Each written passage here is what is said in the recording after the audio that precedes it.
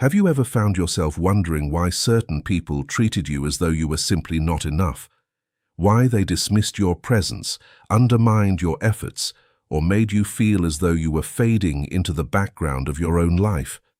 It is a profoundly painful experience, one that leaves a lingering ache in the very core of your being, whispering cruel falsehoods about your inherent worth and your right to take up space in this world. You poured your heart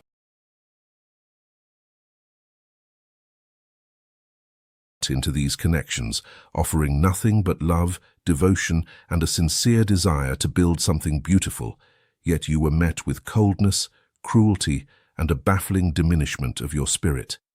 You may have spent countless nights lying awake, staring into the darkness, replaying every conversation, every subtle shift in tone, every abandoned promise, desperately searching for the exact moment you made a mistake. You asked yourself what you could have done differently, how you could have been better, more accommodating, more understanding, or more perfect, hoping that if you could just solve the riddle of their mistreatment, you could somehow earn the love and respect you so deeply deserved. But the truth, the foundational reality that we are going to uncover together today, is that their cruelty was never a reflection of your value.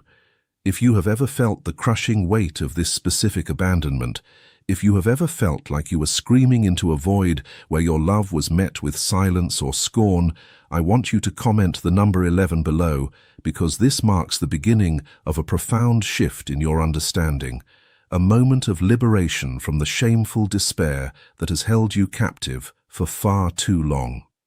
Stay with me, because what we are about to explore will fundamentally alter the way you view human behavior, your past relationships, and most importantly, yourself. For years, you have carried a false narrative, a heavy burden of self-blame that convinced you that you were fundamentally broken, flawed, or somehow deserving of the mistreatment you endured. You internalized their inability to love you as your inability to be loved, absorbing their projections and wearing their unresolved wounds as if they were your own. This is a tragedy of the human experience, a transpersonal grief that so many empathetic, deeply loving individuals carry in silence, believing that their suffering is uniquely tied to their own inadequacy.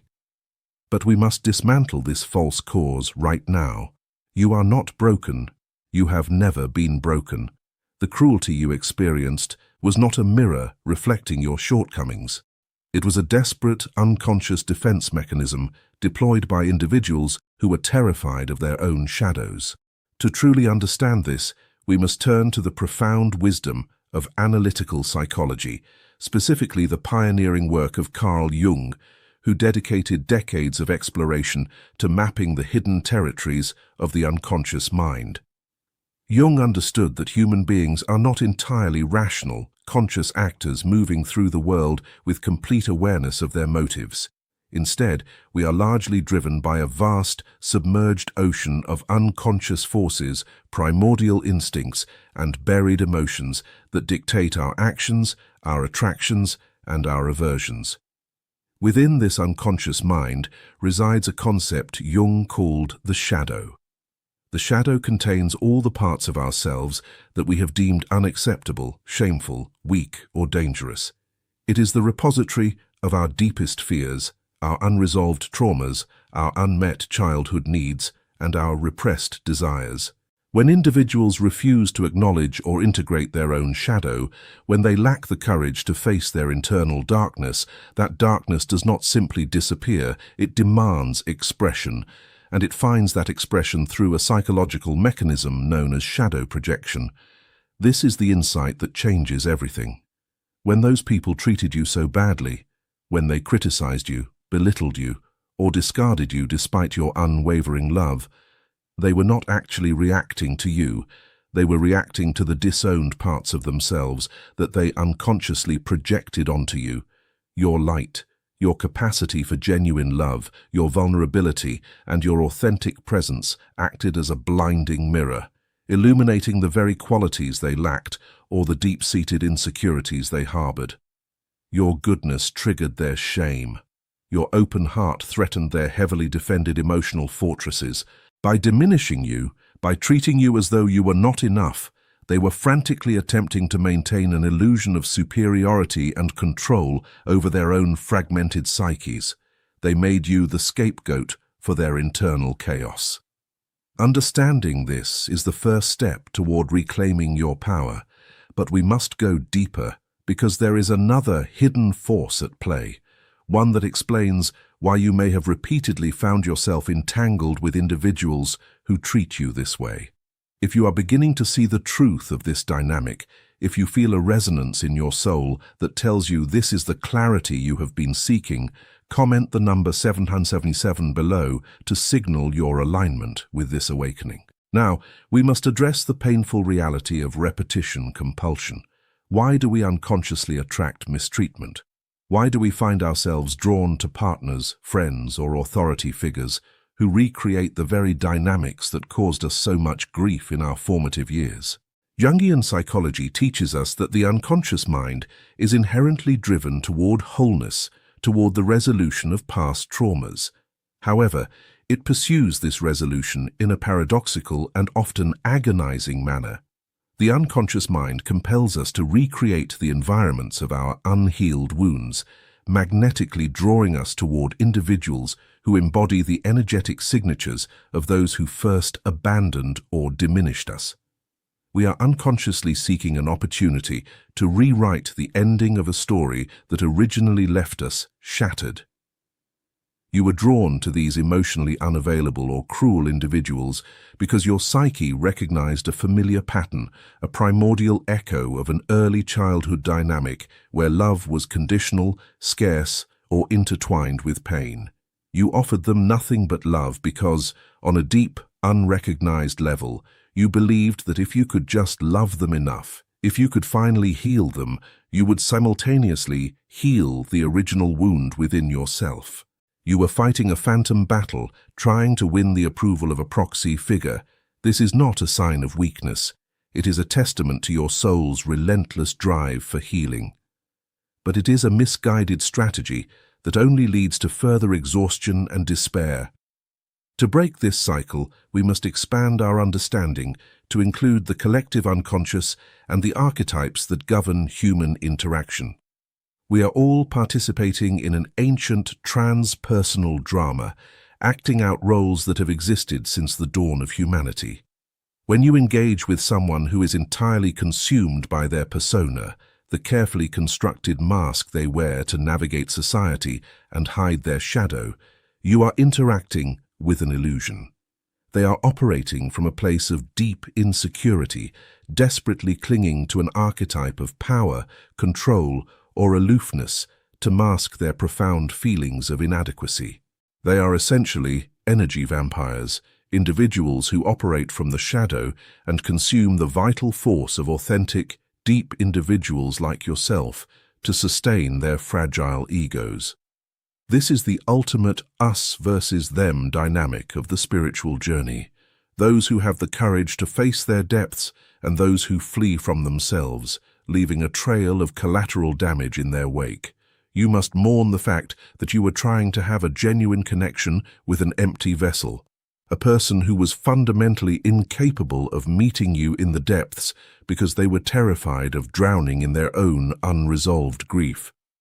The realization of this truth is a heavy burden, but it is also the gateway to your ultimate liberation. How then do we heal?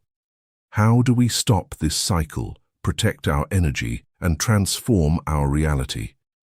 The solution lies in the heroic journey of individuation, the central pillar of Jungian philosophy. Individuation is the lifelong process of becoming your true, authentic self, of integrating the conscious and unconscious aspects of your psyche to achieve profound wholeness and freedom. It is not an easy path. It requires immense courage, radical honesty, and a willingness to withdraw your own projections from the world. I am going to share with you a specific, actionable framework for embarking on this path of individuation, a seamless progression of inner work that will completely alter your quantum field coherence and change the frequency of what you attract into your life. The journey begins with the absolute withdrawal of your attention from the external world and the individuals who harmed you. You must realize that obsessing over their motives, their karma, or their eventual regret is a massive drain on your psychic energy. You must call your power back, consciously pulling your awareness away from their narrative and centering it entirely within your own body. This leads into the painful but necessary phase of radical self-inquiry, where you bravely confront the parts of yourself that believed you deserved such mistreatment. You must ask yourself what unhealed wound within your own shadow allowed you to tolerate their cruelty. What unmet childhood need was driving your desperate pursuit of their validation? You must bring these neglected aspects of yourself into the light of consciousness, offering them the compassion and unconditional love that you so freely gave to those who hurt you. As you do this, you will enter a deeply emotional phase of mourning. You must grieve the illusion of the relationship you thought you had, but more importantly, you must grieve for the younger versions of yourself who were denied the safety, respect, and cherishing they deserved. Allow the tears to fall. Let the anger flow through you without judgment. This is the energetic release of decades of suppressed pain. If you are committed to doing this difficult but transformative inner work, I want you to comment the number 520 right now, anchoring your intention to embrace this profound emotional alchemy. Following this release, you must engage in the active integration of your shadow. This means acknowledging your own capacity for darkness, your own boundaries, and your own righteous anger. For too long, you have over-identified with the persona of the eternal giver, the selfless healer, the one who endlessly forgives. But true wholeness requires teeth. It requires the integration of the warrior archetype within you, the part of your soul that fiercely defends your sovereignty and refuses to tolerate disrespect. You must learn to say no without guilt, to walk away without explanation, and to enforce boundaries with unwavering conviction. As you integrate this strength, you will naturally move into a phase of profound self-reclamation. You will begin to discover your authentic desires, your true passions, and the unique gifts that you have suppressed in order to make others comfortable. You will realize that your sensitivity, your deep empathy, and your capacity for love are not weaknesses to be exploited, but superpowers that must be guarded and shared only with those who have earned the right to experience them. Finally, this internal restructuring culminates in a massive shift in your quantum field coherence. By healing the internal fractures and achieving a state of psychological harmony, you literally change the vibrational frequency you emit into the world. You will no longer resonate with the energetic frequency of abuse, neglect, or emotional unavailability. Those individuals will simply fall out of your reality, repelled by the unyielding boundary of your self-worth. Instead, you will begin to attract relationships, opportunities, and experiences that reflect your new state of inner wholeness. This is the harmonic convergence of your conscious and unconscious minds, a state of being where you are no longer a victim of fate, but the conscious creator of your destiny. If you are ready to step into this final stage of harmonic convergence and claim your ultimate freedom, comment the number 108, the sacred number of completion and spiritual alignment. You have walked a long, difficult road, bearing the weight of other people's unhealed trauma and wondering why your love was never enough. But today, you know the truth. You know that their cruelty was a projection of their own shadow, a tragic reflection of their internal emptiness. You know that you were unconsciously repeating ancient cycles in a desperate bid for healing, and you know exactly how to break free through the courageous path of individuation. You are no longer confused. You are no longer bound by shame. You are stepping into the light of your own authentic power, reclaiming your energy and forging a life of profound depth and resonance. Welcome home to yourself. Carl Jung once profoundly stated, "Until you make the unconscious conscious, it will direct your life and you will call it fate." You are no longer living at the mercy of blind fate. You are awake, You are aware. You are whole. Subscribe to Carl Jung Philosophy and hit the like button, and let's walk that path together.